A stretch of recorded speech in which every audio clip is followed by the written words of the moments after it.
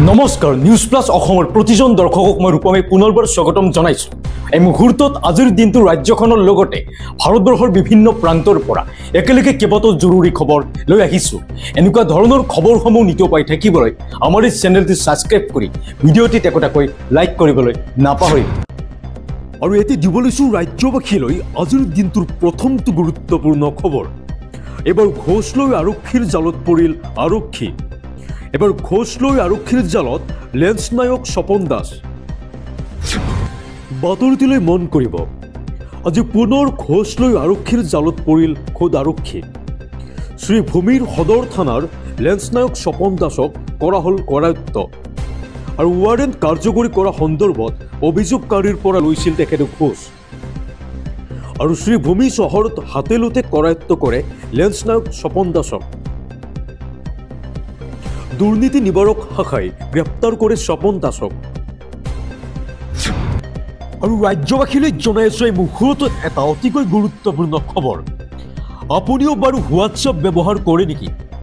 যদি আপুনি হোৱাটছএপ ব্যৱহাৰ কৰে তেতিয়াহ'লে সাৱধান হওক আপুনি, কিয়নো এতিয়া চাইবাৰ অপৰাধীৰ বৃহৎ জাল। ভুলতো ক্লিক নকৰিব হোৱাটছএপৰ লিংকত। এতিয়া হোৱাটছএপৰ জৰিয়তে চাইবাৰ অপৰাধীয়ে চলাইছে প্ৰবঞ্চনাৰ বৃহৎ জাল।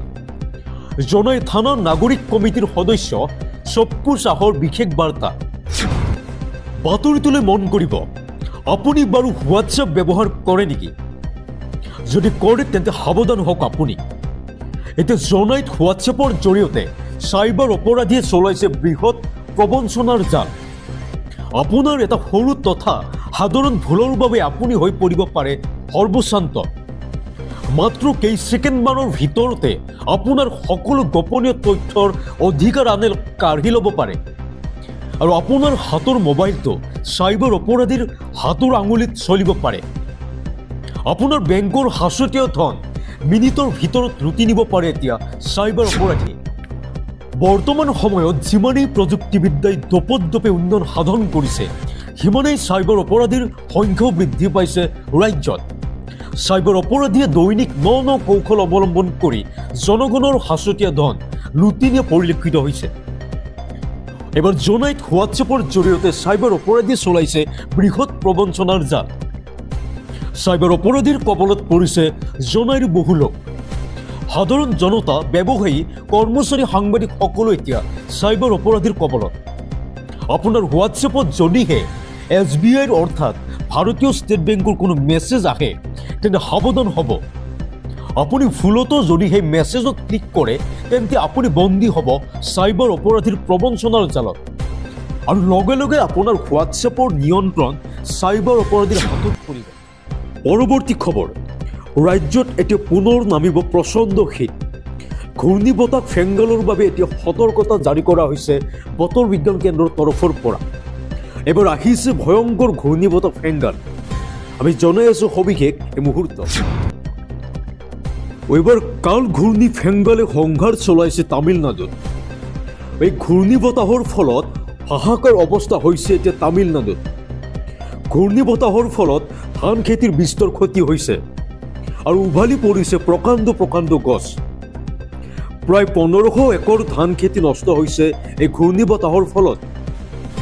আৰু এতিয়া কাল ঘূৰ্ণীক লৈ জাৰি কৰিছে সতৰ্কতা। এতিয়া তামিলনাডুৰ বিভিন্ন প্ৰান্তত ভাঙি পৰিছে ঘৰ দুৱাৰ আৰু আগন্তুক কেইবাদিনলৈ জাৰি কৰিছে সতৰ্কতা। ৰাজ্যখনৰ বিভিন্ন ঠাইত বৰষুণ বানপানীৰ আশংকাত জাৰি কৰা হৈছে সতৰ্কতা। আৰু এতিয়া দিবলৈছো ৰাজ্যবাসীলৈ এটা বিগ ব্ৰেকিং নিউজ। এতিয়া ৰাজ্যৰ কোনো চৰকাৰী বিদ্যালয়ত ল'ব নোৱাৰিব টিউচন ফিজ, কিয়নো দৰমহা পোৱাৰ পিছতো টিউচন ফিজ কিয় লয় বুলি এটা প্ৰশ্ন উত্থাপন হৈছে। আৰু ইয়াকে লৈ এতিয়া চলিব ৰাজ্যৰ শিক্ষা খণ্ডত তদন্ত। আমি জনাই আছো গুৰুত্বপূৰ্ণ খবৰ ৰাজ্যবাসীলৈ। বাতৰিটোলৈ মন কৰিব, এতিয়া ৰাজ্যৰ চৰকাৰী বিদ্যালয়সমূহক লৈ আহি গ'ল ডাঙৰ খবৰ। কোনো চৰকাৰী আৰু প্ৰাদেশিকৃত বিদ্যালয়ে ল'ব নোৱাৰিব এতিয়াৰে পৰা টিউচন ফিজ। আৰু বিদ্যালয়ে টিউচন ফিজ ল'লেই লোৱা হ'ব এতিয়া বিহিত ব্যৱস্থা। আৰু টিউচন ফিজ হৈছে শিকোৱাৰ বাবেহে আৰু শিক্ষাৰ্থীক শিকাবৰ বাবে চৰকাৰীভাৱে দৰমহা দিয়া হয়। কোনো চৰকাৰী বিদ্যালয়ত টিউশ্যন ফিজ থাকিব নোৱাৰিব এতিয়াৰে পৰা। আৰু এতিয়া আহিছোঁ পৰৱৰ্তী খবৰটোলৈ। 31 ডিচেম্বৰৰ পূৰ্বে কৰক আপুনি আবেদন, কিয়নো চৰকাৰে প্ৰদান কৰিব এতিয়া ভূমি। হয়, আপুনি ঠিকেই শুনি আছে। মন্দিৰ, মছজিদ, বেচৰকাৰী শিক্ষানুষ্ঠানক চৰকাৰে দিব এতিয়া মাটি, আৰু ইয়াৰ বাবে আপুনি আজিয়ে কৰক আবেদন।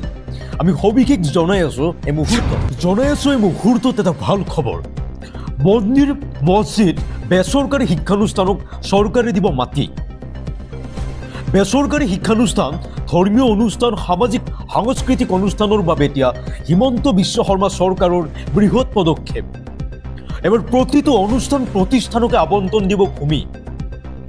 এবাৰ ভূমি লাভৰ বাবে 31 ডিচেম্বৰৰ পূৰ্বে কৰক আপুনি আবেদন, আৰু সকলো অনুষ্ঠান প্ৰতিষ্ঠানকে এই ভূমি আগবঢ়াব হিমন্ত বিশ্ব চৰকাৰে।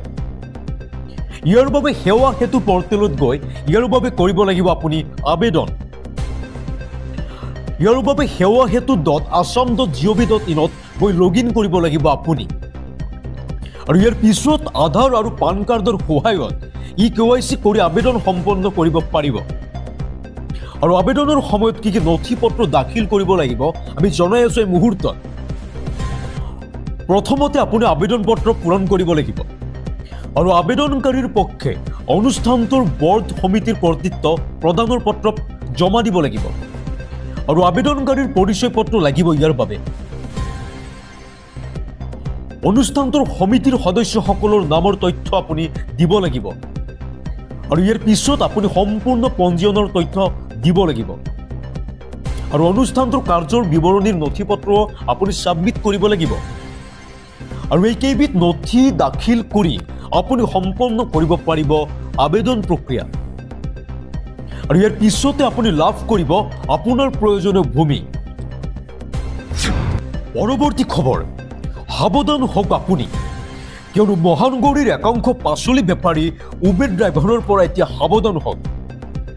এতিয়া পাচলি বেপাৰী, উবেৰ ড্ৰাইভাৰৰ ওপৰত ৰাখক নজৰ, কিয়নো যিকোনো মুহূৰ্তত সংঘটিত হ'ব পাৰে অঘটন।